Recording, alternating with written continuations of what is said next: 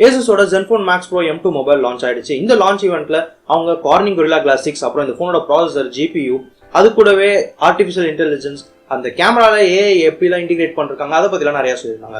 இப்போ இந்த போனோட டைரக்ட் காம்படிஷன்ல இருக்க போன் பார்த்தா Redmi Note 6 Pro, MI A2 அப்புறம் Realme 2 Pro. Redmi Note 6 Pro காம்படிஷனா compare பண்றதுக்கு எடுத்துக்க முடியுமான்னு தெரியல.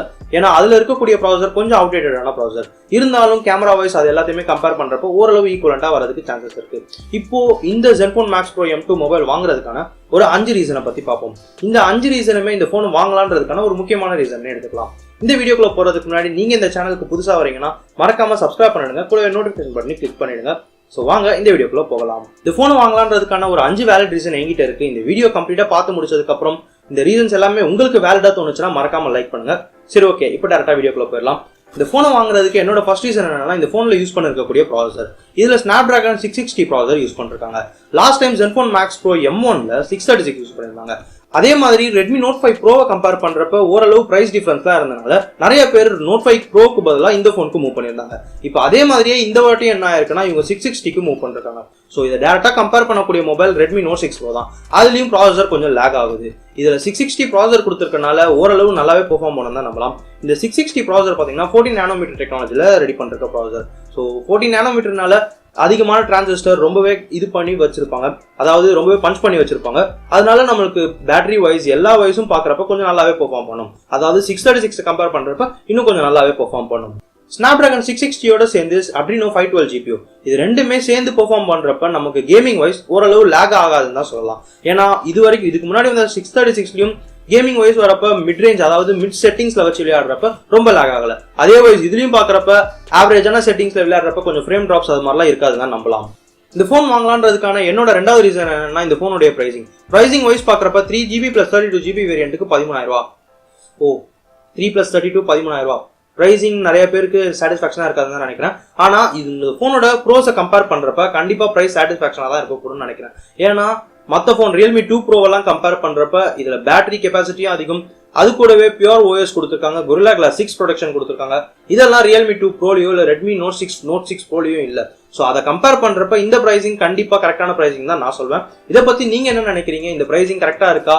இதை பத்தி உங்களோட கருத்துக்கள் என்னன்றதையும் கீழே மறக்காம கமெண்ட்ல சொல்லுங்க. என்னோட மூணாவது ரீசன் என்னன்னா இந்த போன்ல கொடுத்திருக்க பேட்டரி கெப்பாசிட்டி. இதுல 5000 mAh பேட்டரி கெப்பாசிட்டி கொடுத்திருக்காங்க. Zenfone Pro Max M1 இந்த போன்லயும் 5000 mAh கொடுத்தாங்க. அதை ஃபாலோ பண்ணி இதுலயும் M2லயும் அவங்க 5000 mAh கொடுத்திருக்கிறது ஒரு நல்ல விஷயம் தான். சாலிடா உங்களுக்கு ஒரு நாள்ல இருந்து 1 நாள் வரைக்கும் தாராளமா தாங்கும். நீங்க கொஞ்சம் இன்டென்சிவா கேமிங், சோஷியல் மீடியா, அப்புறம் வீடியோஸ், யூடியூபிங் இது எல்லாமே பண்ணா கூட உங்களுக்கு சாலிடா ஒரு நாள்ல இருந்து 1.5 நாள் வரைக்கும் தாராளமா வரும்.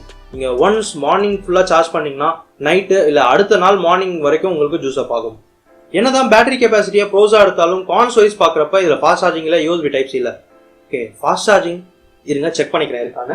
ஃபாஸ்ட் சார்ஜிங்ல உங்களுக்கு ஸ்டாண்டர்ட் 5V 2A சார்ஜர் தான் ப்ரொவைட் பண்ணிருக்காங்க. ஸோ ஸ்டாண்டர்டான 10W சார்ஜர் உங்களுக்கு கம்ப்ளீட்டா 5000 mAh சார்ஜ் ஆக முடியாது. சாலிடா 2 ஹவர்ஸ்ல இருந்து 2.5 ஹவர்ஸ் வரைக்கும் எடுக்கும். ஸோ ஃபாஸ்ட் சார்ஜிங் இல்லாதது ஒரு மேஜர் டிராபேக் தான். Redmi Note 6 Pro கம்பேர் பண்றப்ப ஒரு மேஜரான டிராபேக் தான். இருந்தாலும் 5000 mAh பேட்டரி கெப்பாசிட்டி கொடுத்துருக்காங்க. சாலிடா உங்களுக்கு 1.5 நாள் வரைக்கும் வரும். இந்த போன் வாங்கலான்றதுக்கான என்னோட நாலாவது ரீசன் என்னன்னா இந்த போன்ல கொடுத்திருக்க Corning Gorilla Glass 6 ப்ரொடெக்ஷன். இப்போ வரைக்கும் பட்ஜெட் செக்மெண்ட் மிட் ரேஞ்சர்ல யாருமே Corning Gorilla Glass 6 ப்ரொடெக்ஷன் கொடுக்கல. Corning Gorilla Glass 6 வந்து நம்ம ஐஎன் ஸ்மார்ட் போன் OnePlus 60 அப்புறம் S9 இந்த சீரியஸ்ல எல்லாம் Corning Gorilla Glass 6 பார்த்தோம். ஆனா இப்போ மிட் ரேஞ்சில் பட்ஜெட் செக்மெண்ட்ல கொடுத்திருக்கிறது ரொம்பவே நல்ல விஷயம் தான். இதை ஃபாலோ பண்ணி நிறைய பிராண்ட் வரதுக்கும் நிறையவே சான்சஸ் இருக்கு. ஸோ Asus இதுல ஒரு முன்னிலையில இருக்காங்க தான் சொல்ல முடியும். ஸோ அவங்க இது ஒரு ஸ்டெப் அப் பண்ணனால கண்டிப்பா மற்ற எல்லா பிராண்ட்ஸுமே கூடிய சீக்கிரம் Corning Gorilla Glass 6 ப்ரொடெக்ஷனை எல்லா மிட் ரேஞ்சர் போன்லயும் கொடுப்பாங்கன்றதை நம்பலாம். Gorilla Glass 6 ப்ரொடெக்ஷன் இருக்குதுன்றதுக்காக நம்ம போனை போட்டா உடையாதுன்றது அது மாதிரிலாம் கிடையாது. இந்த போனும் ஒரு நார்மலான கிளாஸ் தான். ஸோ கண்டிப்பா உடையும். ஆனா நார்மலா கம்பேர் பண்றப்ப normal Gorilla Glass 3, Gorilla Glass 4 அதெல்லாம் கம்பேர் பண்றப்ப கொஞ்சம் ஒரு 2ல இருந்து 3 வாட்டி எக்ஸ்ட்ரா டைம்ஸ் போடலான்ற மாதிரி வச்சுக்கோங்க, அவ்வளவுதான். இந்த போன் வாங்கலான்றதுக்கான என்னோட ஃபைனல் ரீசன் 5வது ரீசன் என்னன்னு பாக்குறப்ப இந்த போன்ல கொடுத்திருக்க OS. இதுல பியூர் ஸ்டாக் OS கொடுத்திருக்காங்க. இதுக்கு முன்னாடி Zenfone Max Pro M1லயும் இதே ஸ்டாக் OS தான் கொடுத்திருந்தாங்க. இந்த வாட்டியும் அவங்க பியூர் ஸ்டாக் OS தான் கொடுத்திருக்காங்க. இந்த ஸ்டாக் OS 8.1 Oreo தான் கொடுத்திருக்காங்க, பை இல்ல. ஆனா Asus தரப்புல இருந்து என்ன சொல்றாங்கன்னா ஜனவரியில கண்டிப்பா உங்களுக்கு பை அப்டேட் வரும்னு சொல்றாங்க. Okay, 8.1 Oreo pure stock OS அப்புறம் Snapdragon 660 Adreno 512 GPU இது மூணுமே ஒன்னா சேர்ந்து கண்டிப்பா பெர்ஃபார்மன்ஸ் வைஸ் கண்டிப்பா எந்த ஒரு லாகுமே கொடுக்காது. ஓவராலா நல்லா பெர்ஃபார்ம் பெர்ஃபார்ம் பண்ணனே தான் நம்பலாம். பியூர் ஸ்டாக் வைஸ் இருக்கிறதுனால அதனுடைய அட்வான்டேஜஸ் என்னன்னு பாக்குறப்ப உங்களுக்கு செக்யூரிட்டி பேட்சஸ் எல்லாமே மந்த்லி கரெக்டா வந்துடும். ஸோ Asus தரப்புல இருந்து என்ன சொல்றாங்கன்னா மந்த்லி கண்டிப்பா 2 செக்யூரிட்டி அப்டேட்ஸ் ஆகுது கொடுத்துருவோம்னு சொல்லிருக்காங்க. அதாவது ஒரு செக்யூரிட்டி அப்டேட்ஸ் ஒரு நார்மலான அப்டேட்ஸ் கொடுத்துருவோம்னு சொல்லிருக்காங்க. ஸோ இது கம்பேர் பண்றப்ப MIUI அதுலலாம் உங்களுக்கு டேரக்டா செக்யூரிட்டி பேட்சஸ் செக்யூரிட்டி அப்டேட்ஸ்லாம் உடனுக்குடனே வராது. ஆனா ஸ்டாக் ஒயர்ஸ் நிறைய பேருக்கு பிடிக்காது. ஏன்னா அதுல சில கஸ்டமைசேஷன்லாம் இருக்காது. ஷாமி போன்ஸ்ல பாக்குற மாதிரியோ இல்ல கலர் ஒயர்ஸ் இதுலலாம் பாக்குற மாதிரியான கஸ்டமைசேஷன் இருக்காது.